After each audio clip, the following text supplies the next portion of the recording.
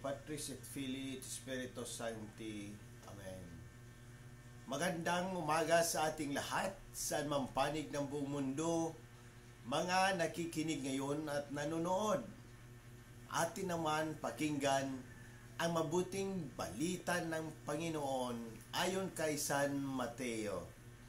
Glory to you, Lord Jesus Christ. Noong panahong iyon, sinabi ni Jesus, "Sa aba ninyo, mga eskriba at mga parisiyo, mga mapag-imbabaw, hinahadagan ninyo ang mga tao upang hindi sila mapagharian ng Diyos. Ayaw na ninyong pasakop sa paghahari ng Diyos. Hinahadagan pa ninyo ang ibang pasakop. Sa aba ninyo, mga eskriba at mga parisiyo, mga mapag-imbabaw. Inuubos ninyo ang kabuhayan ng mga babaeng balo at ang sinasangkalan ninyo'y ang pagdarasal ng mahaba. Dahil dito'y lalo pang bibigat ang parusa sa inyo.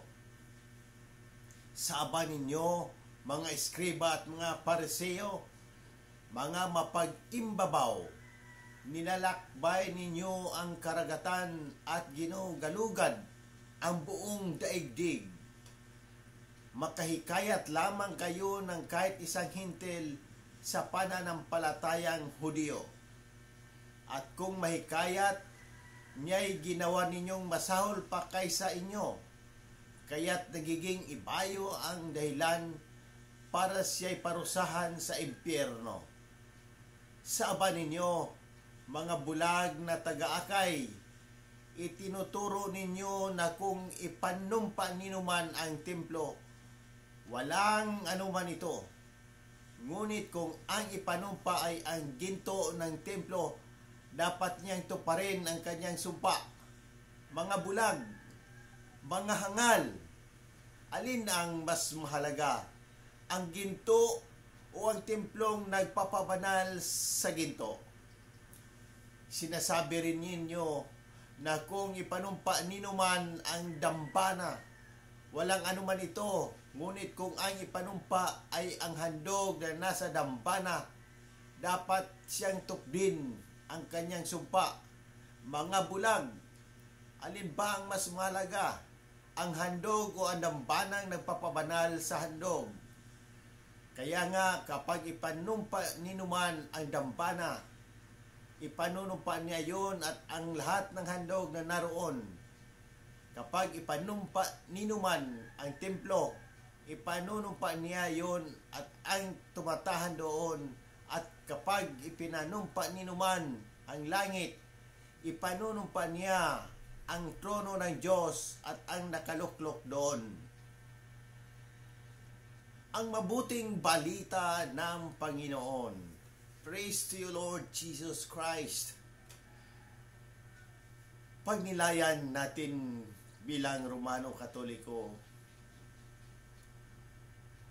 pagbasa sa ikalawang sulat ni Apostol Pablo sa mga taga-Tesalonica, mula kina Pablo, Silas at Timoteo, sa simbahan ng mga taga-Tesalonica na nasa Diyos at sa Panginoong Hesukristo, sumainyo ang pagpapala at kapayapaan ng Diyos at ng Panginoong Hesukristo. Mga kapatid, dapat kaming magpasalamat sa Diyos tuwing na dahil sa inyo. Narapat lamang ito'y sapagkat lalo pang tumitibay ang inyong pananampalataya at lalo namang sumasagana ang inyong pag-ibig sa isa't isa. Kaya nga, ipinagmamalaki namin kayo sa mga simbahan ng Diyos dahil sa inyong pagtitiis at pananampalataya sa kabila ng lahat ng pag-uusig at mga kahirapang iyong tinitiis. Ang lahat ng ito ay ebidensya ng makatarungan ng paghuhukom ng Diyos upang kayo'y may turing na karapat-dapat sa kanyang kaharian, na siya namang dahilan ng iyong pagtitiis. Kaya't idinadalangin namin, kayo'y tuwina upang gawing kayong karapat-dapat sa pagkatawag sa inyo ng Diyos. Hinihiling namin na sa pamamagitan ng kanyang kapangyarihan ay lubusin niya ang iyong pagnanais na gumawa ng mabuti at ang iyong mga gawang bunga ng pananampalataya. Sa gayon, mapaparangalan ang pangalan ng ating Panginoong Hesus sa inyo at kayo naman ay sa Kanya, ayon sa kagandahang loob ng ating Diyos at ng Panginoong Hesukristo. Sa ating pagninilay ngayon, ang mga pagbasa natin ay nagdadala ng isang mabigat na mensahe tungkol sa pagiging tapat sa ating pananampalataya at mga gawang bunga nito sa Mateo. Ipinapakita ni Jesus ang kanyang galit sa mga eskriba at pariseo dahil sa kanilang pagiging mapag-imbabaw.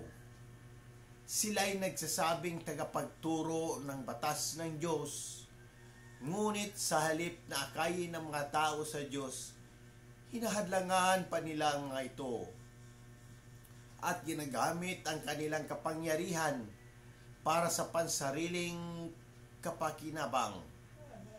Ang unang pagbasa naman ay nagpapakita ng kabaligtaran ng ganitong ugali. Sa halip na pagkamakas sarili at pagkukunwari, pinupuri ni San Pablo ang mga taga-Tesalonika dahil sa kanilang pananampalataya at pagtitiis sa kabila ng mga pagsubok. Ang kanilang buhay ay isang patutuo sa makatarungan at makapangyarihang paghuhukom ng Diyos. Bilang mga Katoliko, tayo ay tinatawagan na maging tapat at totoo sa ating pananampalataya. Hindi lang sa salita, kundi pati na rin sa gawa.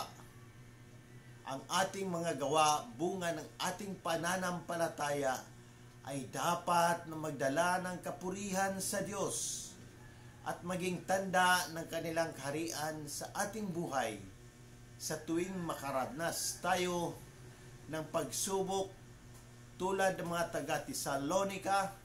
Naway patuloy tayong mananalig at magtiwala sa Diyos na ang lahat ng ito ay mga layunin para sa kanyang kaluwalhatian. Naway maging halimbawa tayo ng pagiging tunay na tagasunod ni Kristo sa ating araw-araw na pamumuhay na hindi lamang nakatuon sa mga panlabas na ritual, kundi sa pusong nagpapakita ng pagmamahal at kabutihan sa ating kapwa. Sa muli, hinihikayat ko ang lahat, Katoliko man o hindi, na magtanong at pagnilayan ang mensahe ng Ebanghilyong ito. Kung may mga katanungan kayo tungkol sa pananampalataya, ang ating simbahan o anumang aspeto ng ating buhay, bukas ang aking puso na sagutin ang mga ito.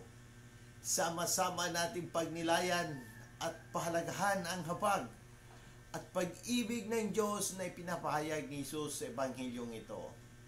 Sa pamamagitan ng ating mga gawain at salita, naway maging daluyan tayo ng habag at pagmamahal ng Diyos sa lahat ng tao. Amen. In nomine Patris et Filii et Spiritus Sancti. Amen. God bless.